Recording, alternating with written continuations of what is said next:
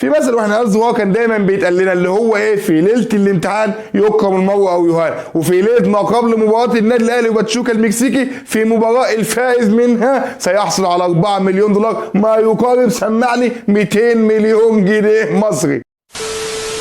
اخواتي الكريمه، السلام عليكم ورحمه الله وبركاته. بدايه جديده وحلقه جديده وجايين نتكلم فيها في اخبار النهارده. وحلقه النهارده والله وحشتوني جدا جدا. بص يا سيدي، زي ما قلت لك ما تنساش تعمل لايك في بدايه الحلقه وتعمل اشتراك وتفعل زر الجرس عشان يوصلك كل جديد. حلقه النهارده انا جاي اوصل لك كل الاخبار اللي انت تهمك او اللي انت عايز تسمعها او اللي انت يا سيدي بتدور عليها مشيها زي ما تمشيها. النهارده مباراه نصف نهائي بطوله كاس الانتركونتيننتال او بطوله كاس التحدي، سميها زي ما انت عايز تسميها. عارف ان انت قاعد بتدور على اساس المباراه فين، هتتلعب امتى، مين المذيع، مين مش عارف ايه. انا في الفيديو ده جايب لك كل حاجه.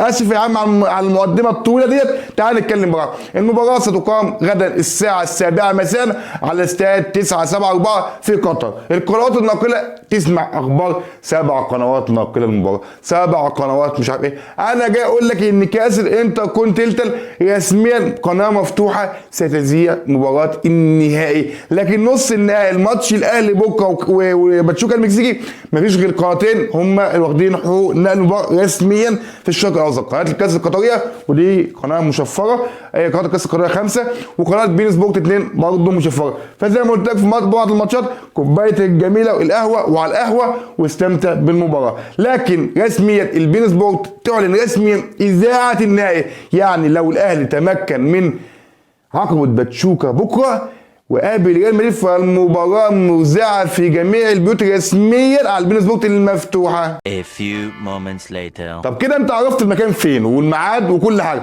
عايز تعرف ايه كمان؟ اعرفك التشكيل المتوقع اللي هيبدا بيه بكره المدير الفني نادي مارسيل كولر لبدايه اللقاء.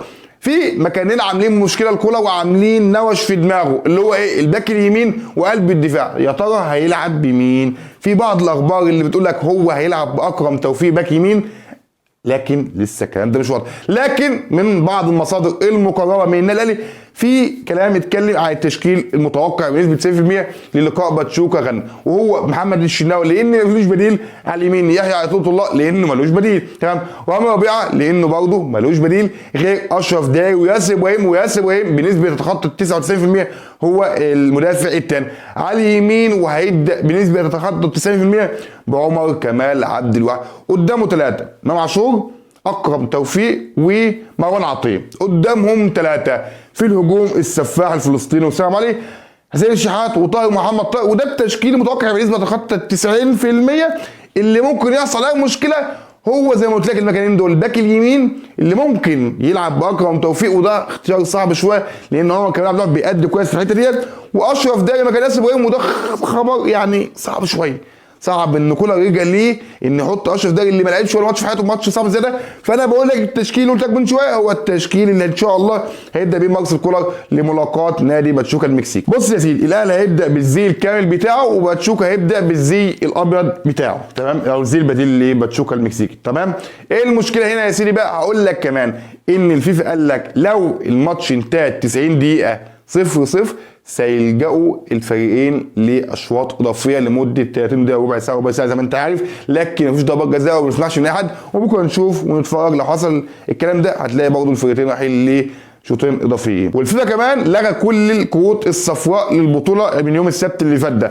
طب لو لاعب خد طرد الماتش الجاي ماتش الاهلي يغيب عن اي مباراه رسميه بعد كده، يعني الراجل لو انطرد في النهائي كمان هيغيب اي مباراه رسميه بعد كده.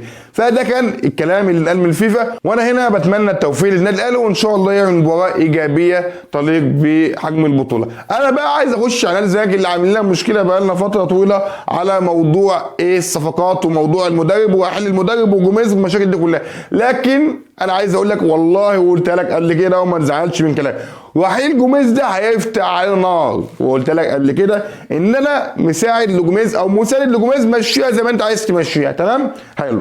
طيب ايه اللي حصل بعد رحيل جوميز؟ توقفت المفاوضات مع اوفا جايه، وده خبر حلو جدا جدا جدا جدا لان عندك لاعب، وعشان ما لك اهو معايا انت ما شفتوش ما اتفرجتش عليه، تمام، وانت مش قادر تاخد عليه قرار، لكن مجلس الاداره كان هيجيبه عشان خاطر جوميز متمسك بالصفقه. طب ايه اللي حصل النهارده؟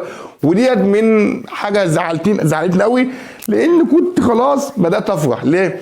لان رسميا الزمالك كان هيمشي سيف الدين الجزيري لان المدير الفني جوزيه جوميز ما كانش عاوز اللاعب يكمل مع الفريق، وكان عنده اريحيه ان اللاعب يمشي في اي وقت يمشي. لكن نادي الزمالك النهارده قال لك لا هنستنى شويه، وانا قلتها لك في اكتر من حلقه وانت مش عايز تسمعني ومش مع كلامك، ان مجلس اداره نادي الزمالك بيعشقوا سيف الدين الجزيري، تمام، ومش عايزين يمشي، وكان في عرض في بدايه الموسم السنه اللي فاتت وبرضه راجل ما مشيش، والنهارده احنا لبسنا مش عايز اقول لك لفظ وحش ان سيف الدين الجزيري يكمل شويه مع نادي الزمالك، وده خبر وحش جدا. اتمنى المدير الفني الجديد زي اللي اجي اقول لك في الفيديو ده، تمام، يبقى على حسن يعني ايه، مش عايز اقول لك ايه، يبقى زينا بيتفرج ويفهم كوره، ان سيف الدين الجزيري ما يمشيش في نادي الزمالك من اهو والله العظيم. زيزو والكابتن حسين لبيب هتقول لي في مشاكل، اقول لك لا يا سيدي، الجماعه دول او الناس دي او زيزو ورئيس النادي هيركبوا طياره واحده اتجاها للمغرب. ليه؟ عشان حفل الافضل في الكاف. زيزو مرشح لافضل لاعب داخل افريقيا بجوار حسين الشحات، والزمالك مع النادي الاهلي في احسن فريق في افريقيا. فزيزو وحسين والكابتن حسين لبيب مسافرين عشان يحضروا حفل الافضل في افريقيا في مدينه المغرب، وان شاء الله انت عندك قبلها بيوم هم هيسافروا فجر الاثنين، تمام، انت عندك ماتش مهم ومصيري قدام النصر البورسعيدي، اما نشوف الفتره الجايه هيحصل فيها ايه. طب تيجي تقول لي مين مدربين الزمالك فوضهم؟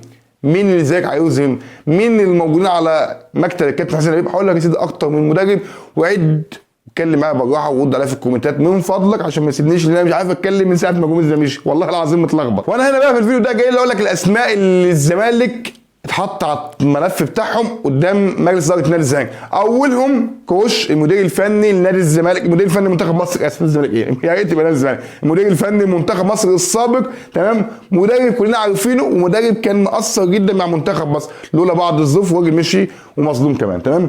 طب ايه اللي حصل؟